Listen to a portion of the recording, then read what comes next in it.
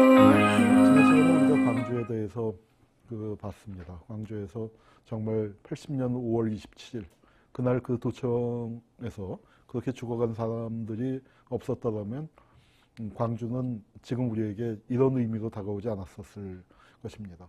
그 광주를 사람들이 많이 몰랐어요. 많이 몰랐기 때문에 그 광주가 진압됐을 때 그 서강대학에 다니던 청년이었던 김의기라는 분이 그 기독교 청년이었습니다. 기독교 회관, 종로 5가 기독교 회관에서 거기 6층에서 몸을 던졌어요. 근데 그 몸을 던지기 전에 유서를 남겼는데, 그러니까 유인물을 남겼습니다. 그 유인물에 뭐라고 썼냐면 동포여 무엇을 하고 있는가? 동포여 무엇을 하고 있는가라고 서로에게 물었습니다. 서로에게 물었습니다. 그 시절에 사실 많은 사람들이 아무것도 하지 못했고, 또 훨씬 더 많은 사람들은 전두환 일당의 그 거짓 선전에 속아서 광주의 실상을 모르고 있었죠. 모르고 있는 사람들은 모르고 있는 사람대로, 아는 사람들은 아는 사람대로 깊은 침묵에 빠져들었던 것이 그 시절이었습니다. 굉장히 공포스러웠던, 굉장히 참담했었던 그 시절이 80년 5월 그 광주가 끝난 직후의 상황이었습니다. 광주가 끝나자마자 전두환 일당은 그 자기들이 이제 계획했었던 그 프로그램을 진행하기 시작을 했습니다. 5월 31일 국가보위 비상대책위원회라는 것이 출범을 했습니다. 그리고 자기가 그 상임위원장이 되었죠. 그래서 그 전부 이제 이 정부의 주요 강요들 그리고 군의 주요 장성들, 지휘관들이 같이 모이는 이제 그 협의체 비슷한 거였는데 사실 실권은 전두환이 장악을 하고 있었고 군이 주도한 기구였습니다. 그것을 그 신군부가 집권 계획으로서 갖고 있다가 광주가 진압되고 난 다음에 이제 그것을 본격화시킨 것이라고 할 수 있겠습니다. 그래서 이 국보위를 만들면서 그 정치적 반대 세력을 제거했죠. 우선 5.17 계엄을 선포하면서 김대중 씨 잡아놓고, 김종필 씨도 잡아놓고, 김영삼 씨는 가택의 연금을 시켰고, 그 밑에 이제 주요 추종 세력들도 그 자기 보수와 비슷한 운명에 처해졌습니다. 그리고 관료기구에 대해서도 대대적인 숙정을 했어요. 그 관료기구에 대해서는 뭐랄까요, 그 사회 정화라는 이름을 붙이면서 이 여러 가지 이제 주로 부정부패가 있는 사람들을 몰아낸다라고 했는데 사실은 부정부패가 있는 사람들도 뭐 더 있었겠지만 제일 피해를 많이 본 사람들은 호남 사람들이 피해를 많이 봤습니다. 그 박정희 정권 때는 그래도 약간 안배를 했었는데 전두환 정권이 들어서면서부터는 뭐 아주 그냥 내놓고 그 호남을 차별하기 시작을 했죠. 예. 그 다음에 정치풍토 쇄신 특별조치법이라는 걸 내걸었습니다. 이걸 갖고 구 정치인들을 정치에 다 나오지 못하게 했어요. 정치인들은 뭐 갖고 먹고 삽니까? 정치를 해야 그래야 그들도 에너지도 나고 그다음에 또 그것이 이제 직업이고 자기들 이제 그 목표였는데 정치를 못하게 다 묶어놓은 겁니다. 그 정치도 중독성이 강하죠. 도박처럼 한번 빠져들면 헤어나지 못한다고 하는데 정치인들을 정치를 못하게 해놓으니까 이 사람들 참 미치고 팔짝 뛸러 오시죠. 근데 일단 어떻게 했느냐. 다 묶어놔요. 일단 다 묶어놓고 그 중에서 선별해서 풀어준다. 그러니까 풀려나기 위해서 말 잘 듣겠다. 나는 참 새 시대에 협조하겠다. 그런 충성서약을 다 받아내는 거죠. 받아내면서 그 사람들이 그렇게 이제 서약을 하는 사람들만 이 정치 무대에서 뛸 수 있다. 그렇게 해놓고 1차 해금, 뭐 2차 해금, 3차 해금 하는 식으로 이제 그렇게 묶어놨습니다. 그래서 일단 다 묶어놓고 그다음에 이 국가보위 비상대책위원회라는 걸 만들어 놓고 거기에 입법회의라는 걸 또 만들었어요. 이름이 웃기죠. 입법회의. 입법은 누가 해야 합니까? 국회가 해야죠. 근데 국회는 제껴놓고 입법회의라고 만들었습니다. 의원은 누가 임명합니까? 보안사에서 임명했죠. 보안사에서 선별해서 그 임명을 했습니다. 그래서 일부 국회의원도 들어가고, 그다음에 신문사 언론인들도 들어가고, 뭐 관료들도 들어가고, 자명의사도 들어가고, 한 통제하기 쉽게 한 7, 80명? 한 80명인가 그랬던 것 같아요. 그래서 이제 입법회의란 걸 만들어서 거기서 후두둑당 뭐 자기들 만들고 싶은 법 다 만들었습니다. 그 시절 입법회의 같은 거에서 하면은 어때요? 지금 미디어학법 갖고 국회에서 그 쇼했지 않습니까? 재투표도 하고 대리투표도 하고 논란이 벌어졌죠. 뭐 입법 전쟁이라고 해서 6개월 동안 뭐 어쩌고 저쩌고 이제 떠들어대고 그랬었는데 입법회의에서는 어떻습니까? 그런 거 전혀 필요 없죠. 자기 마음대로 국회의원, 아니 입법의원도 자기 마음대로 임명하고 법안도 자기 마음대로 제출하고 그냥 무조건 통과하고 그것이 새 시대의 그 분위기였습니다. 그 다음에 이제 그 언론기관을 통폐합했고요. 뭐 언론기관 통폐합 얘기는 나중에 조금 따로 살펴보겠습니다. 그리고 또 그 삼청교육이라는 게 있었어요. 예, 아마 그 여기 이제 나이 드신 선생님들께서는 5.16 직후에 그런 거 기억하실 겁니다. 5.16 직후에 왜 그 조리 돌린다고 그러죠. 그 여기 팻말 이렇게 걸어갖고 나는 깡패입니다. 그렇게 말을 해서 이제 뭐 수백 명이 길거리 행진하고 이제 그런 일이 있었는데 그 자유당 때 날리던 그 유명한 깡패들을 다 잡아다가 그러니까 반공청년단 뭐 이정재, 임화소, 유지광 하는 그 사람들 잡아다가 이제 그렇게 조리 돌리고 그 일부는 사형시키고 저 이정재하고 유지광 임화수는 사형시키고 또 나머지 많은 사람들은 저 개화도 같은 데 보내서 간척지 사업을 했는데 그 강제 노동을 시킨 거죠. 그 전단 정권이 들어서고 난 다음에 박정희가 5.16 직후에 했었던 프로그램을 거의 그대로 따와서 많이 했습니다. 언론 통폐합도 그렇고 정치인 해금 묶었다가 해금한 것도 그렇고 그다음에 이 삼청교육도 그렇죠. 삼청교육을 박정희도 세게 했지만 전단위는 훨씬 더 세게 했습니다. 박정희는 주로 깡패들을 잡아다가 그 했는데 전두환이는 뭐 깡패 잡아다가 하는 것도 사실은 말이 안 되죠. 누가 깡패인지 어떤 게 더 깡패입니까? 그저 자전거 체인 들고 나오는 사람하고 총 들고 나오는 놈들하고 누가 더 깡패인지는 모르겠습니다만 하여튼 훨씬 센 깡패들이 훨씬 약한 깡패들을 잡아가둔 겁니다. 잡아가두고서 삼청교육이란 건 뭐 세 가지를 청소한다 그런 설도 있고 그 저걸 그 계획을 위반한 그 사무실이 삼청동에 있었기 때문에 삼청교육대다 이제 그런 설도 있고 뭐 그렇습니다만 하여튼 삼청계획이라는 걸 잡았는데 굉장히 무시무시했습니다. 그 사람들을 뭐 깡패라고 하면서 이 정권 입장에서 또 어떤 게 깡패일까요? 노조 지도자, 세게 파업했었던 사람들 이런 게 또 깡패죠. 그런 사람들 그리고 그 다음에 이제 근데 그 이 삼청교육은 대상이 몇만 명이 됐습니다. 4만 명이 전부 다 그 삼청교육을 훈련을 받은 걸로 그 나옵니다. 그건 이제 국방부 과거사위에서 그 이 군 문서를 다 가져다가 그 조사해서 아마 국방부 과거사위 조사 결과가 이제 가장 그 삼청교육의 진실에 가까울 텐데요.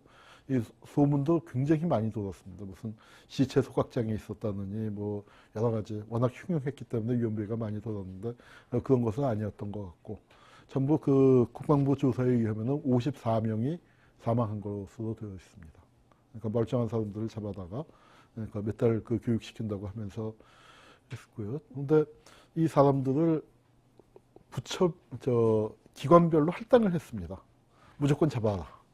그러니까 어떻게 됐냐면 나중에는 평소에 경찰한테 밑배였던 사람들 그런 사람들도 잡아놓고 그 다음에 이 문신한 사람들 착하게 살자 라든가 용문이라든가 목욕탕에서 문신한 사람들 그 다 잡아가기도 하고 그러니까 뭐 문신을 한 게 겁을 주기 뭐 깡패들이 이제 뭐 그쪽 업계에 계신 분들이 많이 하게 하겠지만 문신했다고 다 나쁜 사람은 아닐 거 아니에요. 그리고 나쁜 사람이라 해도 그렇죠. 그걸 그렇게 무자비하게 잡아가는 법이 어디 있습니까? 그리고 그러니까 가령 무슨 그 동네에서 사람이 살다 보면 다툴 수도 있잖아요, 이웃하고. 근데 이웃하고 다툴다가 뭐 신고가 돼서 경찰이 출동하면 잘 됐다 하고 머릿속 채워넣는 겁니다. 그래서 성교육을 가는데 아마 뭐 저 영화 같은 데서 많이 보셨겠지만 그 군대 체조, 봉체조라고 하고 뭐 정말 그 사롭게 태어나게 하겠다라는 식으로 그 하면서 정말 말도 안 되게 사람들을 굴렸습니다. 아마 그 굉장히 혹독한 인권 침해. 뭐 이 시절에 인권 침해 아닌 게 어디 있었겠습니까만 삼천교육 얘기만 하더라도 아주 그 뭐 이도 말할 수가 없죠. 그 모래시계 그 드라마 모래시계에도 삼천교육대가 그 1시간 정도 그 묘사가 됐었는데 뭐 거기 나와 있는 게 별로 과장이 아닌 아주 생생하게 그려놨습니다. 거긴 뭐 위아래도 없고 그다음에 아마 군인들 그 스트레스 해소라고나 할까요? 뭐 그런 의미에서 뭐 정말 끔찍한 인권 침해가 벌어졌었습니다. 그것을 정화라는 이름으로 벌어졌었죠. 자, 그 다음에 김대중 내란 음모 사건이 이제 크게 보도가 되기 시작했습니다. 김대중 씨는 언제 잡혀 들어갔나요? 5.17 기업학대 조치가 나자마자 잡혀 들어갔습니다. 그런데 그러고 그날 이제 날이 밝고 아침부터 데모가 나기 시작을 했죠. 근데 김대중 씨를 그렇게 잡아놓고 뭐라고 이제 떠들어대기 시작했냐면 광주에서 폭동이 일어난 거 김대중이 선동해서 그렇다. 이게 아주 그 웃기는 얘기입니다. 처음에 폭동은 무슨 불순분자 간첩 때문에 일어났다. 그런 식으로 이렇게 하다가 그러니까 이 상황이 어느 정도 진정되고 그 다음에는 자기들이 광주에서 학살한 그 날조국 그걸 정당화하기 위해서 그 김대중이 일으킨 것으로 했습니다. 그래서 어떤 사람들은 광주에서 무슨 일이 벌어졌는지도 모르고 있었는데 안에 잡혀 들어왔으니까 그래서 보안사 제시돼 있고 뭐 텔레비를 볼 수 있는 것도 아니고 신문 넣어주는 것도 아니고 근데 조사관들끼리 얘기하는 걸로 볼 때 밖에 뭔가 심각한 일이 일어난 것 같은데 뭔지 영문도 모르는데 무조건 광주를 얘기하면서 두들겨 패기 시작했던 거죠. 이 시기에는 진짜 전두환 정권이 김대중을 죽이려고 했습니다. 그 죽일 생각을 갖고 그 김대중 씨가 이제 생사의 고비를 여러 번 넘겼지만 그러니까 뭐 납치 사건 때도 그렇잖아요. 그것도 죽을 뻔한 거 아닙니까? 근데 그 김대중 씨는 그러니까 그 굉장히 이제 자기도 초연하고 그러니까 의연하게 버티려고 하는데 판결할 때 정말 살고 싶다는 거죠. 그러면서 그 정말 의연하게 판결을 받으려고 하는데 그래도 사람인지라 그 판사의 입으로 재판장의 그 재판장이 입만 보게 되더래요. 그래서 재판장이 무하면은 입에 튀어나올 거 아니에요. 사형하면은 입에 찢어질 거 아니에요. 그래서 그 긴장된 순간에도 거기에 눈이 가 있더라고. 나중에 이제 그러니까 사형 판결 받았지만 이제 나중에 그 살아나고 난 다음에 그 얘기를 어디다가 썼습니다. 그게 참 슬픈 얘기죠. 참 슬픈 얘기고 그 시절에 뭐 엄청나게들 사람들이 고문당하고 두들겨 맞고 그랬었습니다. 그래서 광주의 그 비극을 그 죽음을 사실은 어떻게 일어난 겁니까? 신군부가 정권을 탈취하려고 했기 때문에 일어난 사건을 김대중이가 선동해서 그렇다. 그러기 위해서 또 어땠습니까? 김대중을 빨갱이로 만들기 위한 여러 가지 공작들이 본격적으로 진행이 됐었습니다. 그래서 그 김대중에 더 씌워진 그 이미지. 그리고 또 뭐가 됐습니까? 김대중이 순환을 당했기 때문에 광주의 한과 호남의 한과 김대중이 자연스럽게 일치될 수밖에 없었죠. 전라도 사람들이 김대중을 찍는 이유가 단순히 우리 동네 사람이기 때문이 아니라 광주의 한을 상징하고 광주의 한을 풀어줄 수 있는 인물로서 상징을 하게 된 겁니다. 근데 그게 어떤가요? 그게 무서운 거죠. 다른 지역에서 보기에. 김대중 씨가 저도 87년도에 이제 6월 항쟁 이후에 대통령 선거 상황이 벌어지고 김대중 씨가 광주에 그때 처음으로 갔습니다. 망월동에 그때 처음으로 간 거예요. 망월동에 그 이전에는 가지를 못했어요. 망월동에 처음 갔는 사진을 봤는데 김대중 씨는 오죽하겠습니까? 그러니까 거기서 펑펑 울었죠. 이번에 뭐 노무현 대통령 그 장례식 때도 김대중 씨가 울었지만 뭐 광주 와서는 훨씬 더 정말 어린아이처럼 잉잉잉 울었습니다. 눈물이 뭐 안 터져 나왔겠습니까? 근데 그 사진을 씻었는데 그 사진을 본 사람들의 반응은 뭐겠어요? 저렇게 한을 가진 놈을 대통령 뽑으면 안 된다. 네. 그럼 저 정치 보복한다. 이제 이런 식의 오히려 그러니까 한은 한대로 쌓여갈 수밖에 없는데 거기에 대한 그 왜 김대중이 그렇게 울 수밖에 없었는지를 모르는 사람들 입장에서는 또 다른 반응을 보이게 되는 그런 일들이 벌어졌었습니다.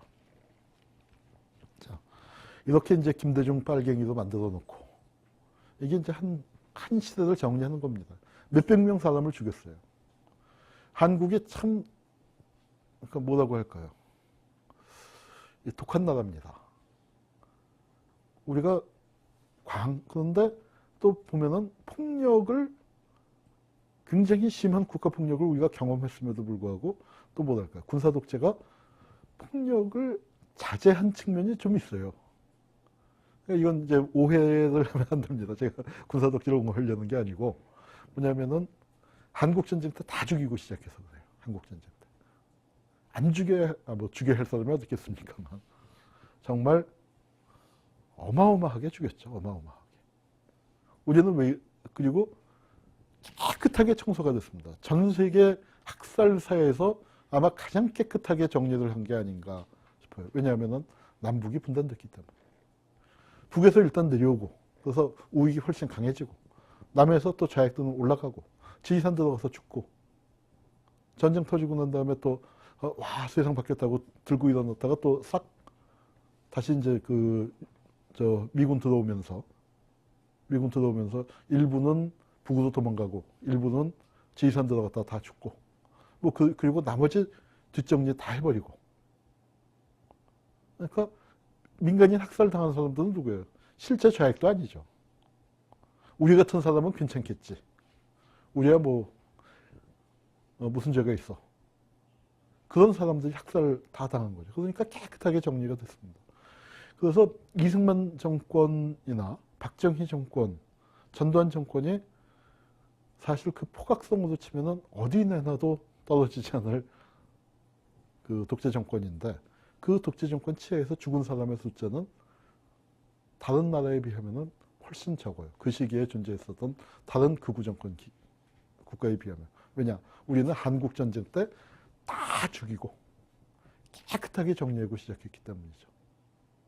그래서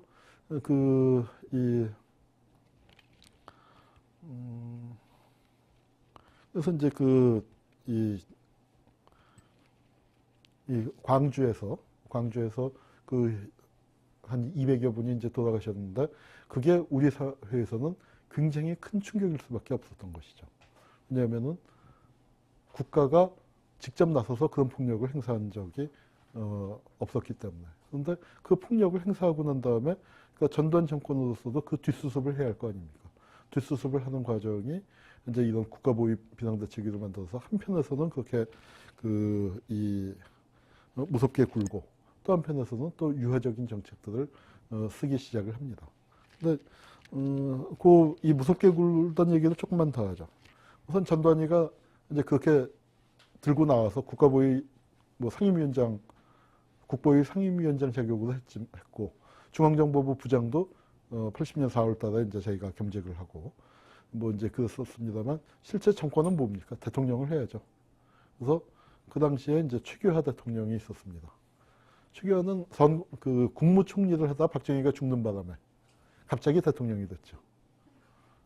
근데 적어도 일국의 국무총리로서 대통령으로서 그런 위기 시기에 대통령이라는 자리에 있었으면은 적어도 그러니까 거기에 책임을 져야 할 텐데 광주에서 죽어간 사람들에 대해서 책임을 져야 할 부분이 있는데 미안하다는 말도 사실은 이랬다는 말도 알고 보면 나도 불쌍한 사람이란 말도 아무 말도 하지 않고 정말 아무 말도 하지 않고 죽었습니다. 자, 그 최규하를 전두환이 하여튼 몰아내고 80년 8월 달에 대통령이 취임을 했어요. 그래서 이제 뭐 드디어 대통령이 된 겁니다.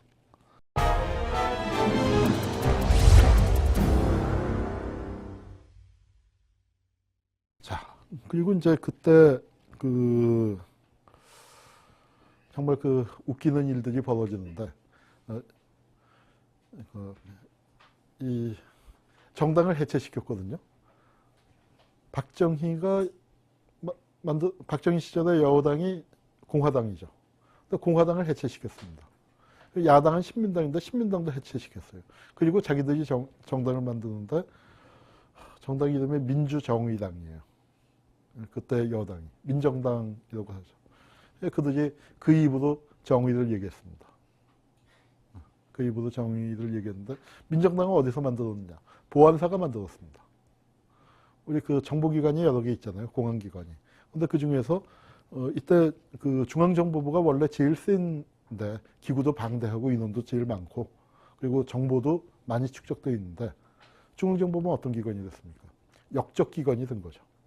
박정희를 죽였으니까 그 수장이 박정희를 죽였으니까 힘을 잃어버리고 보안사가 전두환이 보안사령관으로서 집권한 거 아닙니까? 그래서 보안사가 이제 힘을 발휘할 텐데 그래서 보안사가 이제 이 신군부의 핵심으로서 그러니까 50 초기에 이제 어떤 정치판을 짜는 겁니다. 그래서 보안사가 민정당을 만들었습니다. 그럼 민한당, 야당은 누가 만들었냐? 중앙정보부가 만들었습니다. 안기부로 이름을 바꿨죠. 그래서 박정희 때는 야당 공작이라는 게 있어요. 박정희 때는 이제 뭐 하여튼 중앙정보부가 야당 내에 프락치를 심어서 또 그때는 뭐 일본 말이지만 사쿠라라고 그랬죠. 낮에는 야당, 밤에는 여당.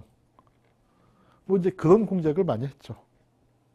그런데 신군부는 전두환 일당은 어떻게 했느냐? 아예 야당을 만들어 줬습니다. 자기네가 판을 벌리고 누구 그러니까 그동안에 해금을 다 다 정치정황법으로 묶어놓고 그 중에서 말 잘 듣는 놈이 누군가. 옛날 뭐 중도 통합하고 옛날 그래도 뭐 중앙정보부에 대들지 않고 뭐 이제 그러고 또 지금도 충성서약하고 그런 사람들만 이렇게 골라가지고 그러니까 그래서 이제 중앙정보부의 낙점을 받은 사람들 그리고 거기에다가 몇 명씩 끼워 넣죠. 중앙정보부 국장 했던 사람들을 이제 한 2명씩 끼워 넣고 그래서 제1야당이라는 민한당을 만들었고 제2야당으로 박정희가 그러니까 전두환은 다당제 국가를 좋아했습니다. 일당 독재란 말을 듣기 싫어서 그런지. 그래서 야당을 2개를 만들었어요. 왜냐? 민정당에 다 소화시킬 수 없으니까. 그리고 풀어주기는 줘야 할 것 같은데 민정당은 나름대로 좀 뭔가 한국의 또 여당들이 희한한 거 있죠. 좀 서민 체질 비슷하게. 그래서 때 묻은 정치인을 다 배제시킬 수는 없고 그렇다고 민정당의 2개는 좀 거시기 하는 사람들이 놀이터를 만들어준 겁니다. 그래서 이제 국민당이라는 정당을 또 만들어줬어요. 그래서 이 민정당은 보안사 출신들이 장악을 하고 그리고 이 민한당과 국민당 이거는 이제 중앙정보부가 만들고 그래서 국민당에는 중앙정보부 국장들이 여러 명 들어왔습니다. 여러 명 들어와서 그 덕에 이제 국회의원도 하고 뭐 그런데 정말 웃기는 거죠. 그래서 그때 전두환이는 야당이란 말을 극히 싫어했습니다. 그래서 정당회담에서 그러니까 야당 총재들을 초청했는데 야당 총재가 야당이라고 얘기하면은 인상 푹 끌면서 야당이 뭡니까? 지금 여야가 어디 따로 있습니까? 그래서 그때 쓴 말이 우당입니다. 우당. 그래서 그러니까 우당이란 말이 사실은 어디서 쓰냐? 북에서 씁니다. 조선노동당이 있고 천덕의 청우당, 조선민주당. 이거는 계급적 기반을 좀 달리하지만 서로 정권을 경쟁하는 게 아니다. 계급의 이익을 대표할 뿐 하나의 인민민주주의 혁명 체제 내에서 그러니까 인민민주주의 혁명에 동참한 각 계급의 이익을 대변한다. 그런 의미에서 우당이라는 표현을 썼는데 그 말을 빌려다가 했고 신문사 기자들 말 만들기 이제 재주 있는 친구들은 뭐라고 했냐면 1대 대 2중대 3소대라고 그랬죠. 민정당이 1대 대, 민한당이 2중대, 그리고 국민당이 3소대. 이제 그렇게 불렀습니다. 그 야당을 직접 만들어준 역사는 세계에 아마 이거밖에 없지 않을까 싶습니다. 정치 자금까지 많이 줬답니다. 그리고 이 50 학살 정권이 워낙 이미지가 나쁘니까 그 이미지를 제거하기 위해서 많은 노력을 기울였습니다. 그 중에서 이제 제일 그 효과가 있었던 게 과외금 제한이죠. 자, 전두환 정권과 이명박 정권의 차이. 전두환 정권 시절에 그래도 우리가 좀 숨 쉴 수 있는 공간이 오히려 어떤 의미에서는 지금보다 더 낫지 않았나. 그런 착각일까요? 실제 그런지 모르겠습니다. 그런 생각이 가끔씩 들어요. 그 차이는 뭐냐? 전두환은 자기가 나쁜 놈인지 아는 나쁜 놈이었습니다. 이거 굉장히 중요해요. 그러니까 자기가 학살자였기 때문에 손에 피 묻히고 집권한 거 아닙니까? 그리고 모든 사람이 그걸 다 봤잖아요. 그러니까 전두환도 자기가 국민들이 자기를 싫어한다. 자기 이미지가 나쁘다. 그걸 다 압니다. 이명박 정권은 촛불에 100만 명이 나와서 아우성을 쳐도 끄떡없이 내가 갈 길 간다 했는데 전두환 정권은 비록 자기가 그렇게 폭력으로 집권을 했지만 국민들한테 점수를 따야 한다는 생각을 갖고 있었습니다. 그 굉장히 중요한 차이입니다. 그래서 실제 대중들에게 먹혀들 수 있는 정책이 무엇이냐. 그걸 고민을 한 끝에 내건 게 과외금지입니다. 이 과외금지 우리 한겨레신문의 권복기 기자가 작년인가 그 한겨레신문에다 아주 재밌는 칼럼 썼죠. 내가 전두환을 칭찬할 수밖에 없는 이유. 그래서 참 살다 보니 전두환을 칭찬하게도 된다면서 그 과외금지 하고 난 다음에 자기 같은 사람이 대학에 들어올 수 있었다는 거죠. 좋은 대학에 갈 수 있었다는 거죠. 그 권 기자가 다니던 학교가 참 굉장히 인간적인 학교라서 왜 시험 보고 나면 1등부터 700등까지 담벼락에다 성적순으로 쫙 붙여놓는 학교 있죠. 그런데 과외금지를 하고 났더니 그게 바뀌더라는 거죠. 그 친구 아마 대구에서 학교를 나왔던 것 같은데 이 대구에서도 그러니까 서울로 치면 강남과 강북 아마 압구정동과 달동네가 같이 있는 그 학군이었나 봐요. 근데 그 처음에는 1학기 때는 다 그 잘 사는 집 아이들이 1등부터 100등까지 상위권에 쫙 포진했는데 2학기가 되니까 못 사는 집 동네 아이들이 치고 올라오기 시작을 하더라는 거죠. 그 왜냐? 아이들이 자신감이 생기고 우리도 해보면 되겠다. 그런 생각을 했고 사실 386 세대가 굉장히 급진화되어 있었잖아요. 세상이 급진적인 것도 있지만 또 아주 중요한 차이가 뭐냐면 386 세대 때 보면은 가난한 집 자식들이 좋은 대학에 많이 들어왔어요. 민중적인 얘기를 척하면 척하고 알아듣는. 지금은 어때요? 서울대학 가보면은 다 부잣집 아이들 아니에요. 키도 크고 잘생기고 허여멀건하고 응? 공부도 잘하고 게다가 인간성도 좋고 뭐 이제 지금은 이런 식으로 되어버렸다고 합니다만 그 시절에는 과외금지 이거 굉장히 중요한 변화를 가져왔었던 것이죠. 그리고 또 연좌제를 폐지했습니다. 연좌제는 우리나라에서 제일 많이 폐지된 제도예요. 근데 아직까지도 사실상 어떤 의미에서는 완전히 폐지됐나 드물고요. 지금 뭐 힘이 이제 많이 약해졌죠. 노무현 대통령한테 이인재 씨가 걸었던 거 아닙니까? 그 장인이 좌익 활동을 하다가 옥사했잖아요. 그래서 이제 뭐 국군 통수권자의 국군 통수권자의 아내가 빨갱이 딸이라는 게 말이 되느냐라고 얘기했다가 어떻게 됐어요? 그러니까 그 보좌관이 나와서 우리 후보가 요새 좀 패닉인 것 같습니다. 뭐 이제 그렇게까지 얘기가 됐고 노무현 후보는 그걸 정말 당당하게 받아쳐서 그 순간에는 강남 아줌마들 사이에서도 노무현 멋있다 그런 소리가 돌았었죠. 부인의 부인 쪽 때문에 본인에게 피해가 갈 수 있는 상황에서 부인을 저렇게 당당하게 옹호해주는 남자가 어딨냐. 뭐 그래서 이제 압구정동에서도 인기가 치솟았었습니다. 자, 그리고 프로야구가 출범했죠. 그러니까 그 굉장히 그러니까 암울했던 사회 분위기 속에서 프로야구, 야! 그래서 이제 그 국민들이 좀 놀 게 없어서 그렇다. 그래서 이제 그 프로야구, 그래서 국풍 81이라는 희한한 놀이판도 만들었었고, 그 이런 그 프로야구를 했었습니다. 그리고 이 프로야구를 만들었는데, 정말 그 재밌었던 게 해태 타이거즈가 굉장히 잘했죠. 근데 해태 타이거즈가 이 광주에 본거지를 두고 전라도 사람들이었는데, 전라도 사람들이 서울에 와서, 여러분 경상도 사람들 중에 서울말 쓰는 사람하고 전라도 사람 중에 서울말 쓰는 사람하고 어디가 많을까요? 경상도 사람들은 사투리 거의 안 고치고 삽니다. 전라도 사람들은 사투리 되게 고치고, 고향이 어디냐 하면 뭐 어물어물 하기도 하고, 그 또 호적 세탁하기도 하고 다 그러고 살죠. 그런데 전라도 사람들이 전라도 말을 거리낌 없이 쓸 수 있는 게 어디냐? 해태 타이거즈의 응원석입니다. 그래서 해태 타이거즈는 광주가 기반이고 서울은 MBC 청룡이 있었어요. 웃기는 얘기죠. 프로야구 왜 만듭니까? 기업들이 홍보 수단으로 만들잖아요. MBC가 홍보할 게 뭐가 있습니까? 다른 기업이 MBC에다가 광고를 해야죠. 그런데 MBC에다가 아무도 프로야구를 안 받으니까 전두환 정권에서 떠넘긴 거죠. 떠넘겨서 이제 그 만들게 했는데, 그 서울의 홈팀은 해태 타이거즈였다. 전라도 사람들이 다 몰려서 거기서 응원을 하고, 또 해태가 또 얼마나 잘했습니까?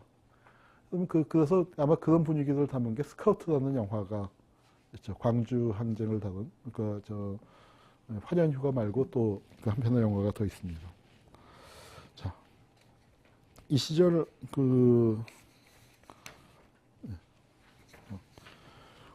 그런데 이제 이렇게 그 한편에서는 뭐 교복도 자율화하고 통행금지도 풀고 뭐 그러면서 세상이 좋아지는 것처럼 했지만, 사실 그 시절에 밑에서는 녹화 사업이라는 게 진행되고 있었습니다. 군대 간 젊은이들을 상대로요. 녹화 사업은 저도 당했습니다. 녹화 사업이라는 게 뭐냐? 이 데모하는 놈들은 머리가 빨갛게 물들었는데, 살림 녹화가 아니라 머릿속을 파랗게 해서 세탁을 하고 내보내야 한다는 거였습니다. 그래서 이제 그 보안소에 끌고 가서 뭐 여러 가지를 했는데, 저는 정말 운이 좋았어요.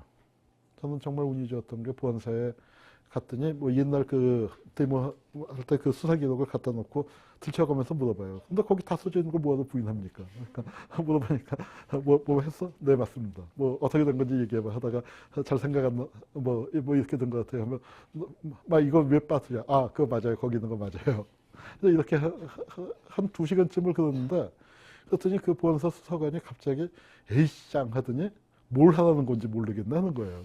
그러니까 저는 이제 그때 속으로 만세를 불렀죠. 그러더니 이제 저는 그래서 정말 그 2주일 동안, 2주일이었나 열흘이었나 하여튼, 보안사 도서실에서, 그러니까 이제 시골 보안부대죠. 우리 사단 보안부대 거기 그 도서실에서 거기 있는 각종 정훈서적 있죠. 반공서적. 그 책만 열심히 봤습니다. 2주일 동안. 정말 한 2~5시간 그렇게 그 조사받고. 그런데 제 동기들 같이 잡혀간 친구들이 뭐 하루 이틀 사이에 다 각자 자기네 사단에서 받았는데, 제 친구들은 비교적 편하게 받았지만 그 중에서도 한 2놈은 실컷 두들겨 맞았고, 그래도 저희 동기들은 그래도 괜찮았는데, 다른 친구들은 어떻습니까? 우리는 왜 괜찮았느냐?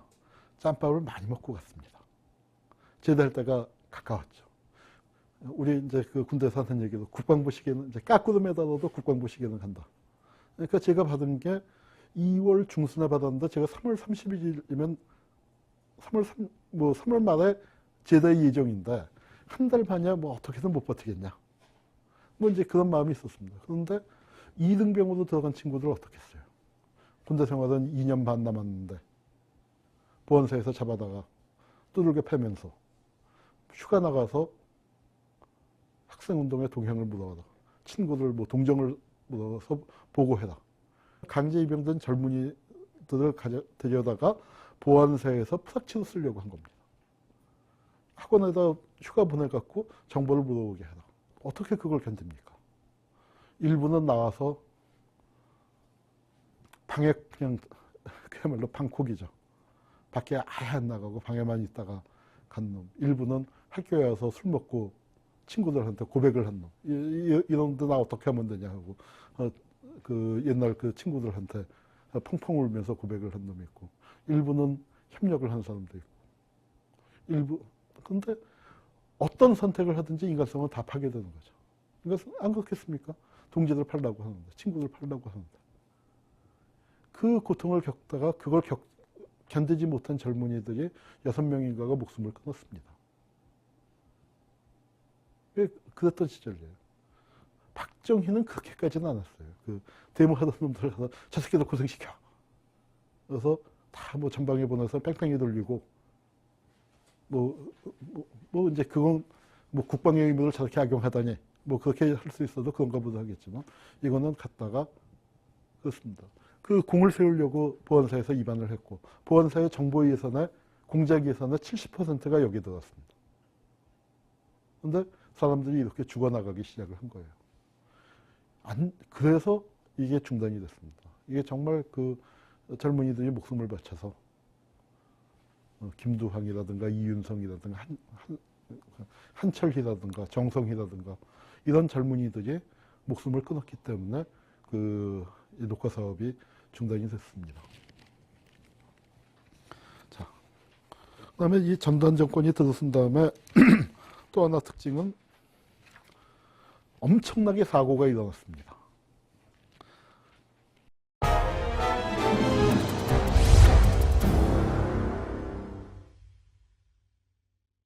사고 치고 대통령이 되고 났더니 세상도 사고가 많이 발생해요. 세계 역사상 최악의 총기 사건, 총기 난사 사건은 한국에서 일어났습니다. 아마 기네스북에 아직도 있을 거예요. 그 의령에서 오순경 사건이라고 해서 그 경찰이 칼빈총으로, 칼빈은 근데 이거는 난사 사건이라고 하기도 참 이게 난사 사건이고 드르륵 갈기는 걸 보통 의미하잖아요. 근데 이거는 진짜로 한 명 한 명을 조준 사격을 한 명 한 명을 조준 사격을 해서 그 죽은 사건입니다. 경찰이 참 어처구니 없는 게 발단이었다고 해요. 그러니까 그 동거 중이었는데, 그러니까 이 돈이 없어서 정식 결혼을 못하고, 그래서 그 동거녀가 자기를 무시한다라는 생각을 하고 있었는데, 이제 그 집에서 낮잠을 자고 있는데 파리가 앉았대요. 그래서 파리를 잡는다고 그 동거녀가 찰싹 쳤는데, 이제 그래서 그게 부부싸움이 발단이 되더니, 그 무기고에 가서 총을 꺼내갖고 이제 정말 그 몇 시간에 걸쳐서 마을 주민을 56명인가 7명을 사살했습니다. 아마 자기가 결국 수류탄으로 자폭했던가 아마 그럴 겁니다. 그런 그 끔찍한 사건이 일어났고요. 그 사건이 일어나고 한 열흘 만에 단군이다 최대의 금융사기 사건이라는 장영자 사건이 터졌습니다. 이 장영자 사건은 미모의 여인이 그러니까 뭐 비자금 세탁, 그다음에 이 권력자 주변이었습니다. 그러니까 결국은 스리허라고 대표되는, 그러니까 그 17개 대령 실세들이 또 옷을 벗게 되는, 그러니까 권력에서 이제 물러나게 되는 그 일이 있었고요. 그 다음에 또 칼 007기가 소련 영공에 들어갔다 격추되는 사건이 있었고, 그리고 아웅산 사건 기억하십니까? 아웅산 사건이라고 해서 전두환이 버마에 갔습니다. 버마에 갔는데 버마에 왜 갔느냐? 군부가 오래 통치를 하고 있었고 내윈이라는 사람이 쿠데타를 해서 대통령을 하다가 하여튼 최고 지도자를 하다가 물려주고 낙후해서 상황 노릇을 하고 있었어요. 그걸 배우러 갔던 겁니다. 그걸 배우러 갔는데 그 버마가 그 당시에 남북 동시 수교국이었거든요. 근데 북쪽에서 거기에다가 이제 그 공작을 특수부대를 침투시킨 거죠. 그래서 공작조가 들어가서 거기서 그 테러를 감행을 했습니다. 감행을 했는데 아웅산 묘지에서, 그러니까 우리도 치면 이제 국립현충원과 독립기념관을 합쳐놓은 거 비슷한 이제 그런 그 곳에서 테러를 했는데 그때 이제 버마 대사하고 또 대통령 비서실장 한 한병춘 박사하고가 이마가 벗겨진 양반인데, 그러니까 멀리서 전두환이가 온 걸로 알고 스위치를 미리 누른 거죠. 그래서 그러니까 뭐 부총리, 대통령 비서실장 뭐 등등의 그 정부 주요 강요와 그 요인들이, 장차관급 요인들과 기자들 그리고 경호원 해서 전부 17명이 사망하는 초대형 테러 사건이 있었습니다. 그러니까 나라 분위기가 어수선할 수밖에 없었죠. 어수선인데 하여튼 그 시절에 이제 그들은 정의, 정화, 해방, 새 시대 이제 그런 말들을 써가고 있었습니다. 그리고 이제 그 시절에 또 하나 우리가 꼭 짚어야 할 게 이 언론 문제입니다. 유신 시대에도 언론이 이제 상당히 유신 시대에 이제 이미 완전히 장악이 됐다고 봐야 할 것 같아요. 그러니까 60년대까지는 그래도 언론이 치고받고 싸웠는데 70년대 들어와서 유신 초기에 이제 저항을 하다가 75년 인혁당 사건 나고 월남이 베트남이 공산화되고 뭐 이제 이런 과정을 거치면서 그 무렵에 동아일보 백지 광고 사태가 있었는데 그게 결국은 그 동아일보가 굴복을 합니다. 그리고 조선일보도 그때 해직을 시키고 동아일보는 130명인가를 해직시키고 조선일보 30명을 해직시켰다가 사실은 2명 빼놓고는 다 조선일보 받아줬어요. 이게 굉장히 큰 차이입니다. 동아일보에서 그때 맑게나 하고 굵게나 쓰던 사람들은 다 잘렸습니다. 젊은 기자들이. 그래서 어떻게 돼요? 인적 자원이 고갈됐죠. 동아일보가. 조선일보는 좀 똑똑한 사람들 잘랐다가 나중에 뒷구녕으로 다 받아들여졌어요. 그리고 80년대가 들어오면서 어떻게 됩니까? 조선일보가 급부상하기 시작하죠. 조선일보가 굉장히 세게 전두환을 찬양하고 나왔습니다. 조선일보는 2등 신문이었거든요. 일제시대부터 동아일보한테 굉장히 밀린다는 컴플렉스가 있었어요. 그런데 언제 따라잡았느냐? 80년대 초반에 따라잡았습니다. 따라잡은 중요한 이유 중에 하나. 뭐 확실하게 신군부와 유착이 됐고 그것도 있고 또 하나는 언론 통폐합 과정에서 중앙일보는 뭘 뺏겼습니까? TBC를 뺏겼죠. 지금 KBS2. 동양방송 TBC였죠. 그리고 동아일보는 뭘 뺏겼습니까? 동아방송을 뺏겼습니다. 그래서 굉장히 동아일보나 중앙일보는 굉장히 큰 타격을 받았는데 조선일보는 그런 타격도 없었고 그리고 신군부와 그 권력의 방향에 대해서 굉장히 밀접하게 이게 맞아 들어갔고